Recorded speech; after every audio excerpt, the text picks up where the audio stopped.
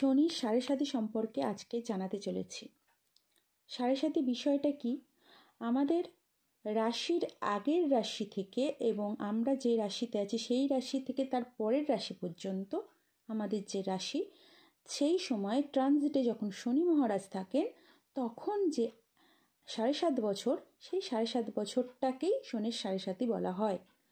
শনির সাড়ে সাতির ফলাফলটা কি হয়, কেমন হয়? যদি কারোর জন্মছকে শনি মহারাজ শুভভাবে থাকে এবং ট্রানজিটেও সেই সময় শনি মহারাজ হয়তো কোনো উচ্চস্থভাবে আছে, তাহলে সেক্ষেত্রে তার ফলাফলটা, অশুভ যে ফলাফলটা অনেকাংশে কমে যায়। তখন দেখতে হবে জন্মছকে যদি শনি মহারাজ তার ক্ষেত্রে ভালো থাকে তাহলে ভালোই, আর না হলে যদি খারাপ থাকে তাহলে ফলাফলটা একটু খারাপের দিকেই যায়। শনির সাড়ে সাতি চলাকালীন কী কী পরিবর্তন আমাদের জীবনে ঘটতে পারে? এই সময় আমাদের মানসিক জ্বালা যন্ত্রণা, ডিপ্রেশন এগুলো ভোগ করতে হয়।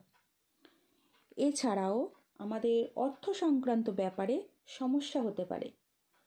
আবার আমাদের মুখ থেকে কটু বাক্য নিঃসৃত হতে পারে, মুখে কথার কোনো সংযম থাকবে না। এর ফলে কি হয়, আমাদের যে পারিবারিক সম্পর্ক বা নিজেদের সম্পর্ক, সেই সম্পর্কের মধ্যে অবনতি দেখা দিতে পারে। তাছাড়াও খাদ্যজনিত বা কোনো পেটের সমস্যা, কিছু ফল এগুলো ভোগ করতে হবে।